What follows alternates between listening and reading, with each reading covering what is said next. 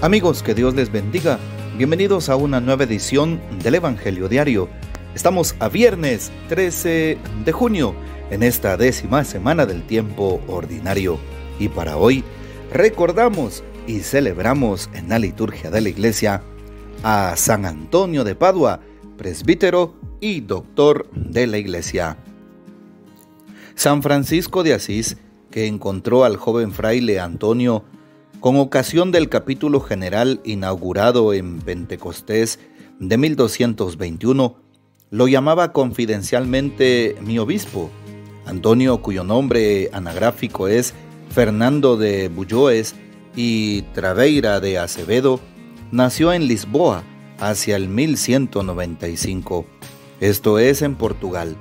A los 15 años entró al Colegio de los Canónigos Regulares de San Agustín, y en solo 9 meses profundizó tanto el estudio de la Sagrada Escritura que más tarde fue llamado por el Papa Gregorio IX Arca del Testamento. A la cultura teológica añadió la filosófica y la científica, muy viva por la influencia de la filosofía árabe. De esta vasta formación cultural dio muestras en los últimos años de vida, predicando en la Italia septentrional y en Francia. Aquí recibió el título de guardián del limosino por la abundante doctrina en la lucha contra la herejía. En 1946, Pío XII lo declaró doctor de la Iglesia con el apelativo de Doctor Evangelicus. 5 franciscanos habían sido martirizados en Marruecos, a donde habían ido a evangelizar a los infieles. Fernando vio los cuerpos que habían sido llevados a Portugal en 1220 y resolvió seguir sus huellas. Entró al convento de los frailes mendicantes en Coimbra con el nombre de Antonio Olivares. Durante el viaje de regreso de Marruecos, en donde no pudo estar sino pocos días a causa de su hidropesía, una tempestad empujó la embarcación hacia las costas sicilianas. Estuvo algunos meses en Mesina, en el convento franciscano, y el superior de ese convento lo llevó a Asís para el capítulo general. Aquí Antonio conoció a San Francisco de Asís. Lo mandaron a la provincia franciscana de Romaña, en donde llevó vida de ermitaño en un convento cerca de Forlí. Lo nombraron para el humilde oficio de cocinero y así vivió en la sombra hasta cuando sus superiores, dándose cuenta de sus extraordinarias cualidades de predicador, lo sacaron del yermo y lo enviaron al norte de Italia y a Francia, a predicar en donde más se había difundido la herejía de los albigenses. Finalmente, Antonio fijó su residencia en el convento de la Arcella, a 1 kilómetro de Padua. De aquí iba a donde lo llamaban a predicar.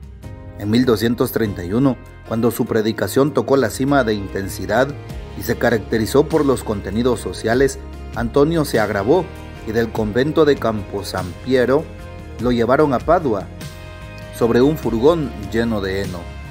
Murió en Arcella el 13 de junio de 1231.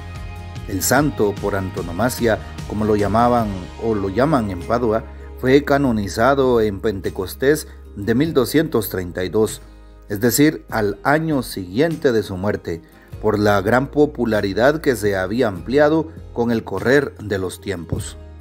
San Antonio es muy querido entre los católicos y goza de fama mundial por obrar actos prodigiosos, al punto de que es reconocido como el más grande taumaturgo, don de hacer milagros de todos los tiempos.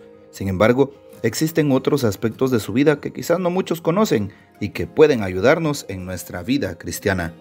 Por ejemplo, el santo solía decir: si predicas a Jesús, Él ablanda los corazones duros; si lo invocas, endulzas las tentaciones amargas; si piensas en Él, te ilumina el corazón; si lo lees, te sacia la mente.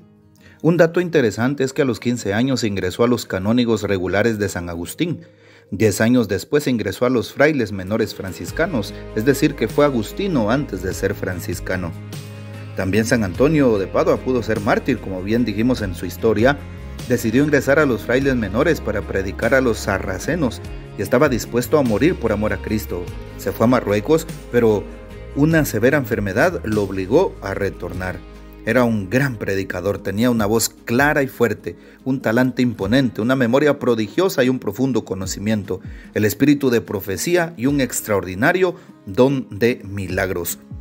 ¿Por qué a San Antonio de Padua se le presenta con un niño Jesús en brazos?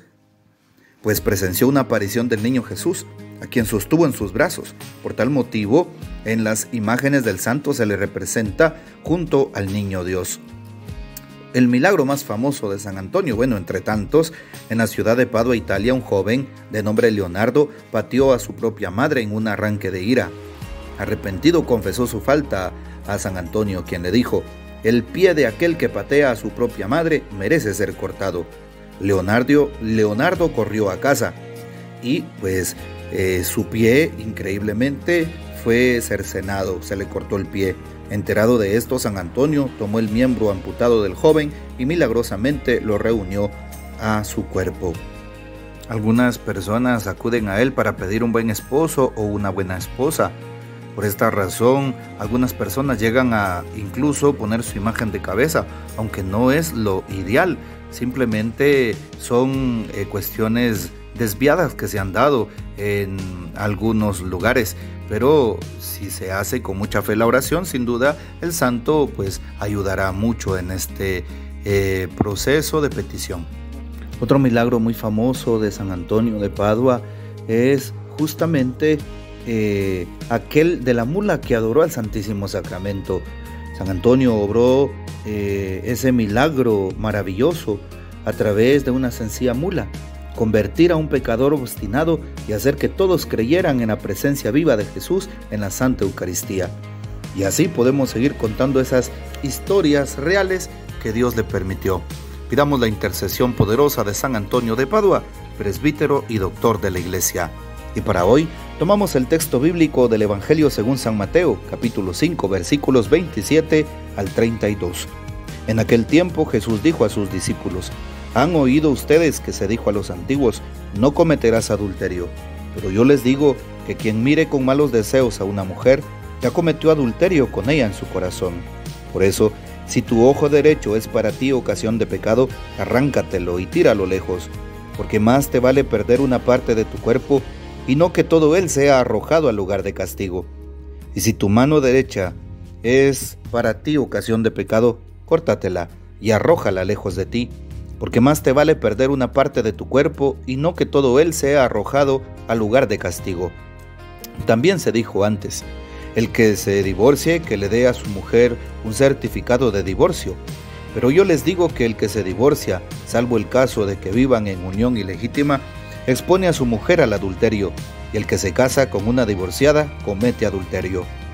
Palabra del Señor, gloria a ti, Señor Jesús. Vale la pena hoy tomar la primera lectura, segunda carta del apóstol San Pablo a los Corintios 4, del 6 al 15. Es un hermoso texto que nos ayuda a encontrar la luz del Señor. Así es, de tal manera que empieza diciendo eso, hace una comparación entre la luz que brilla en medio de las tinieblas y cómo el Señor hace brillar la luz en nuestros corazones. Qué interesante, porque debemos de llevar esta luz al prójimo. Y también se nos recuerda lo siguiente: llevamos este tesoro en vasijas de barro, para que se vea esta fuerza tan extraordinaria que proviene de Dios. Así es, que se vea que esta fuerza extraordinaria proviene de Dios y no de nosotros mismos.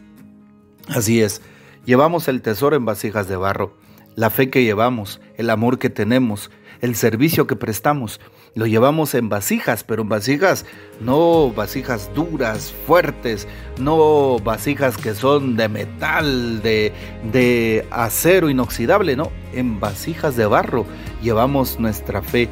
Llevamos este tesoro que Dios nos ha regalado. ¿Para qué? Para que aprendamos a cuidarlo, para que lo apreciemos grandemente. Y por eso puede quebrarse esa vasija, puede rajarse y puede romperse. Cuán importante es pedirle al Señor que nos ayude a llevar bien nuestra vasija, porque aquellas vasijas que se rajan y que se rompen terminan negando al Señor o terminan negando la propia fe. Dime, ¿cuántos católicos se han separado de la iglesia y no se han ido porque porque no sea una fe auténtica. Se han ido por ignorancia, se han ido porque los han convencido, se han ido porque llevaban su tesoro en vasijas de barro y lo descuidaron y la rompieron, por ejemplo. Y así podemos poner muchísimos más ejemplos de aquellos que muchas veces no creen, aquellos que pierden su fe en el Señor, aquellos que se pelean con Dios, y así tantas otras cosas más. Llevar esta vasija, este tesoro en vasijas de barro, también significa que aquellos que somos llamados por el Señor, llamados a un servicio, llamados a la vida matrimonial, llamados a una vocación específica, a la vida religiosa, a la vida sacerdotal, también llevamos este tesoro que se nos ha dado en vasijas de barro, debemos de cuidarlo. La iglesia tiene que unirse en oración para cuidar las vocaciones. Y continúa San Pablo: por eso sufrimos toda clase de pruebas, pero no nos angustiamos, nos abruman las preocupaciones, pero no nos desesperamos.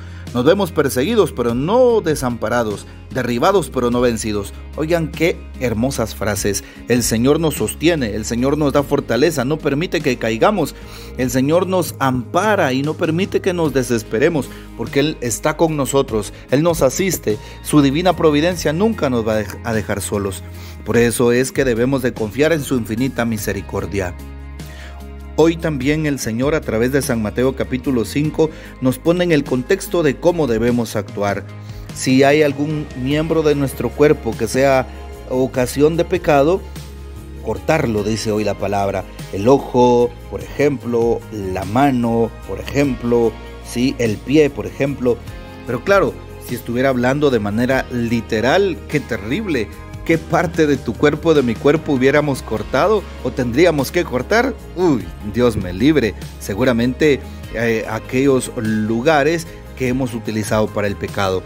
Pero no, hoy la palabra quiere decirnos que si alguna parte de nosotros está cometiendo pecado, que lo arranquemos, que arranquemos esa actitud de pecado, que arranquemos ese deseo de pecado, que quitemos aquellas personas, aquellos objetos, aquellas ocasiones, aquellas cuestiones físicas de pecado. Así es, arranca el pecado de ti, arranquemos el pecado. Si sabes que hay una persona que te está haciendo caer en pecado, quítala de tu vida. No vale la pena que te arriesgues, que arriesgues tu alma, que saldrá y vale para la vida eterna por un momentito de placer, por un momentito de mal. Por eso el Señor es sabio cuando nos propone esta parábola. Pidámosle que el Espíritu Santo nos ilumine para que podamos verdaderamente actuar movidos por su Espíritu Santo. Así es, movidos por la sabiduría de Dios. Que el Señor nos bendiga, que María Santísima nos guarde y que gocemos de la fiel custodia de San José. Y la bendición de Dios Todopoderoso, Padre, Hijo y Espíritu Santo, descienda sobre ustedes y permanezca para siempre. Amén. Comparte este audio y hasta mañana.